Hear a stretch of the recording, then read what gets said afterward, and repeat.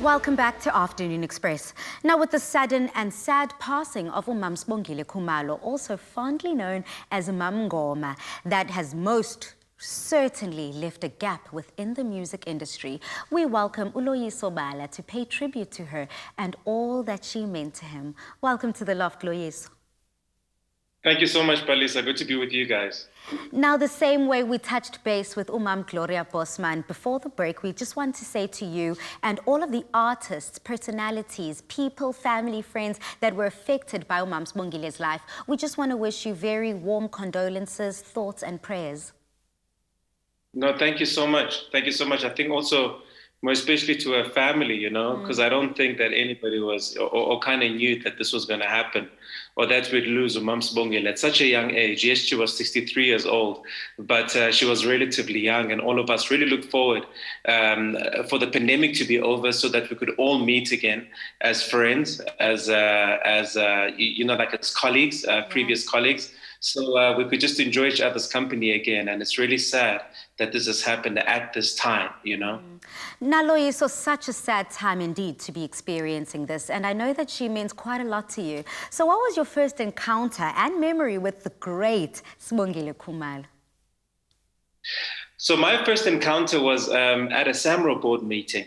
I just come into the board, very young at the time. Well, it depends what young is these days. And she was the deputy chair, was actually chairing the meeting, you know, at that time. I noticed that, you know, she was really like a very private, reserved kind of person. But as I got to know her more and as she got comfortable just around all the newbies around that table, she really kind of opened up.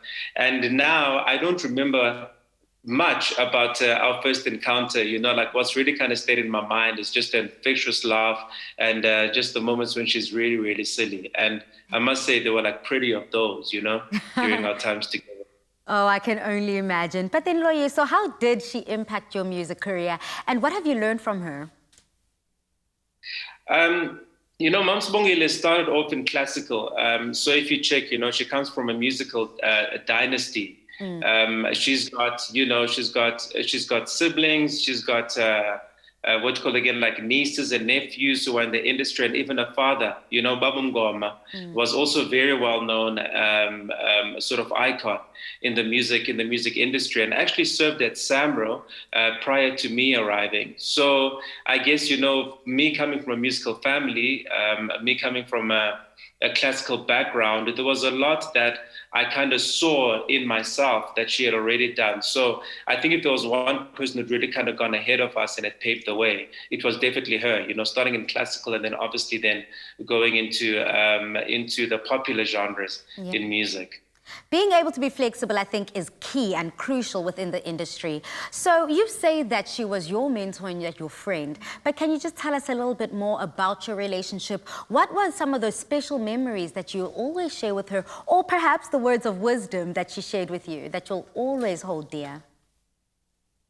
You know, obviously, we were kind of like the young lions in that board, in the separate board.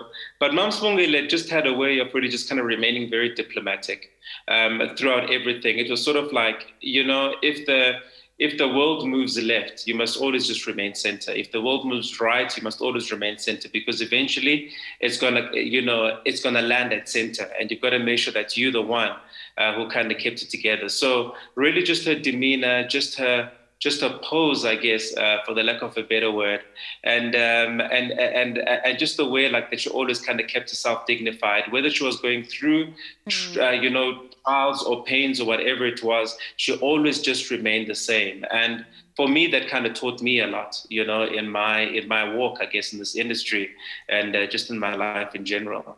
I know that you both used to connect with any music. Is there anything musically you want to leave us with? Well, so probably the biggest memory that I have of her, we were at a meeting, and at that time, you know, a lot of musicians who were in the room were not happy at all. So people were coming there and they wanted to fight, you know.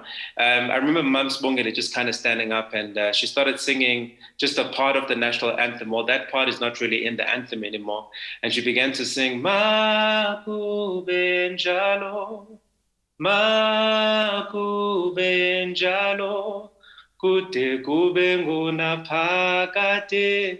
And she sang that part, Wow. of the old anthem. And as she sang, everybody then kind of stood up and joined her. And Yeah. I must say, after that, the peace was there. She was a peacemaker in every single instance, whether it was by her speaking, whether it was by her singing, or even just that stare that lets you know, okay, cool, you better just sit down.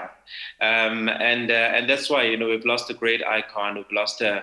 a peacemaker, and someone that us as the younger musicians and just the younger ones in the industry could have really just learned so much more from. Well, thank you so much, Loyiso. Thank you for the music. Thank you so much for the heart. And thank you so much for sharing the memories of Sibongile Khumalo from us here on Afternoon Express. Once again, Sitilala Ngoxolo Mama. We appreciate your contribution within the South African music industry.